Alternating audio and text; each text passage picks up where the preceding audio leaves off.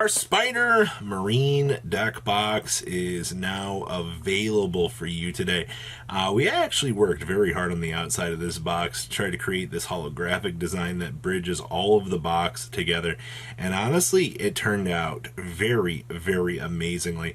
And the inside piece sporting off Marine as ye old Spider Gwen actually looks fantastic. So I'll leave a link down below so you guys can grab yours today. Yes, there is a reason why we're seeing crazy turns in Vidos, of all things. Make sure you guys smash some crap out of that subscribe button so you guys don't miss out on more awesome content. Vidos, the Eruption Dragon of Extinction. Yes, we have finally reached the point here where Vidos is hitting $30, as you saw on Market Watch this morning, and you're probably like, wait a minute, Robbie, why in the world is Vidos suddenly becoming this crazy money car? Well, first of all, Ashen support. Like, let's understand that on the bare minimum down here that you have to worry about Ashen getting some crazy support. That's entry level. Now remember, Vidos has this really cool ability that says during the main phase, if this is in your hand, we can quick effect target one card in a field zone. Special summon this card to your opponent's field. If you do, destroy that card, and then you get to add to your hand or set an Ashen continuous trap card from your deck. Now, hold up here for a second. That's a hand trap. Blow up any field spell that you want. All right. So what if they activate the Tempai Dragon field spell to attempt to search? What if they attempt to use the Gimmick Puppet field spell to attempt to FTK you? Well, right now, people are looking at Vidos as a anti-Tempai Dragon card with a folding out existence for the ability to stop these other interactions on these new era broken field spells. Yeah, that's what we've got going on here. We've reached this point in the game's card design that the TCG actually designed Vidos as a field spell, hand trap, and eruption pop to allow you the chance to play the game. That's all there is to it right now. People are, I guess, very scared of gimmick puppets coming down the pipeline here and just slaughtering the meta. All right, and I understand that, you know. Everybody and their mother's been going, guess what? Guess what? Gimmick Puppet FTK. You know, things are not going to be the same ever again. You know, Yu-Gi-Oh just got ruined by this new Tier 0. And it's like, I understand this. I get that, you know, everybody is just like, ooh, hey, you know, new fancy FTK. Time to quit the game. And they already took measures for this a while ago. Now, I really wish that it wasn't as nice as giving your opponent, especially in the Gimmick Puppet matchup, handing them a level 8 for them to automatically be able to exceed with. That's a wee little bit of a problem card there. And then, you know, you've also got to rely on this card in combination with another card to kind of be able to stop certain things. So from where I'm sitting here, I think, I mean, well, I don't even need to say that I can think. We've already seen people going in crazy turnovers here, looking at these conversion rates going, hey, you know, this is what's going on. And if people are already spending $30 for a secret rare for this, once again, your Ashen hype is extremely real right now. People are so crazy for this new hype. I mean, you've also seen Priestess going up, but it's one of those cases that these multi-purposing tools out here that you can look at and you can reach out to and go, all right, this is how we can use this. And I mean, we've already seen Vidos show up a couple times. Also, by the way, back to the Gimmick Puppet thing, it is a level 9. So unless they're going to hard rank up into the big guy, at least this card is a slight inconvenience for that. So before you're like, wait a minute, Robbie, yes, Vidos is a 9. They can hard rank up if they had some level 9s and stuff. It's not going to happen realistically, but I've learned in my Yu-Gi-Oh career that the weirdest interactions can kind of come up in this game. So Vidos, interesting. Next up is the Goblin Biker hype. I do want to say, for all intents and purposes right now with Goblin Biker stuff, it is part of the current Diabellstar lore.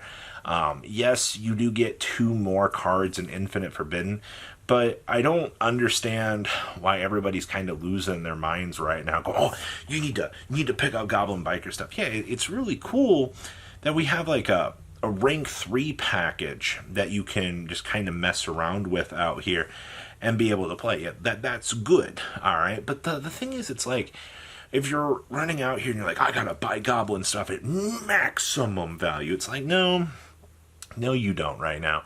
Just take a breather for a second and just kind of understand that as more time goes on, I think more of this Goblin Biker stuff should inherently calm down in value. I do understand that, once again, the rank 3 toolbox enjoyers out here absolutely love trying to, play all of these sorts of different ideas, try to capitalize on like the cool new ideas, and we've seen that time and time again. It's just, personally, it doesn't feel like such a good idea per se out here. But we're going to have to wait and see. Goblin Hype, I feel like that's something that we mentioned in every one of these other videos for sure. Next up is Centurion Hype. So the question of the year, I guess, has been, is Centurion going to get cleaned up on the next list? And I've read infinite comments from me getting called, hey, bozo, you don't know what you're talking about, saying King Calamity could get banned, to, yes, King Calamity's finally going to get banned. And there's so many different opinions on this. You also have so many people running around out here throwing their money at their screen going, I need to buy Centurions because the new support looks fun. And that's fine. I encourage people to want to play the themes that they want to play. If you think you're going to win at all points, though, that's not going to happen. That's not realistically, the biggest, I guess, thing you need to think about out here. The things you do need to think about are, well, if I'm picking up Centurion cards, what do I do if King Calamity gets banned? Not, I'm picking this up because I want to play King Calamity. Like, completely bad choices to really be considering here. But for now, I think that whichever path you choose, I think the deck is still going to be a lot more fun. Obviously, when you start to get into the Horus ideas with the deck and like the turbo synchro options that you can get, Hoppy and instead of your just stupid cards that you can mess around with. Yeah, I think either way, it's fine. But if something does happen, you will see a loss of value for sure. Rarity collection, high rarity stuff. What is this? Every other week at this point, we just sit here and we're like, well, we have another rarity collection buyout in the collector's century amazingness department. Ash blossoms have shattered all-time highs. They're over $200 a piece now. You just look at all of this stuff and you're just like, yeah, this is what we're dealing. This is the game now, everybody. You are in such a position right now with how everything is going that it is genuinely hilarious to think that people are still going to get Rarity Collection 1 cards for low values. And I think this is going to continue. I don't know where the stop button is for Rarity Collection 1. In the crazy spin-off that it is. But from what we've been seeing right now, it is not stopping anytime soon. So, if you have been like, I don't know if I want to pick up these high rarity staples, well, it is way too late. You might be able to get a scrap or something. Maybe if you're going into the lower rarity department, sure, you might be able to get something. But for now, it's realistically not going to happen. All right, so just kind of think about that. If you're like, I'm going to get some Rarity Collection stuff. No. And I want to talk about Red Eye's Dark Dragoon for the higher rarity Starlight. This card has been a ride. I think as of filming this today, we're sitting at $185 a copy. And I sat down and I was like, wasn't this just like $150 a little while ago?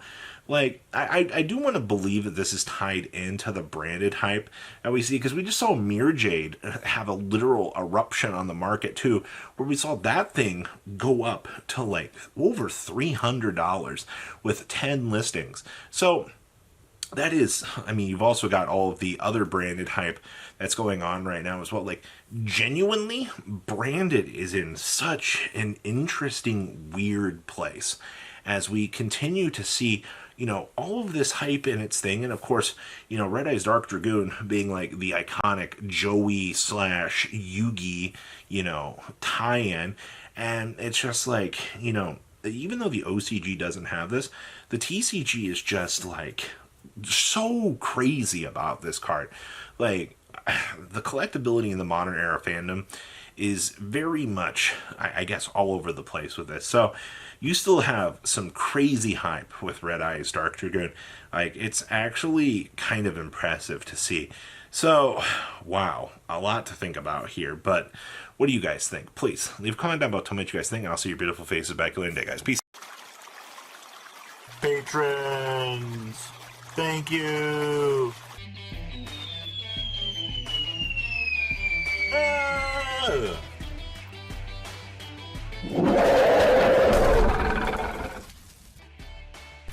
Thank you so much for watching. Check out these other videos.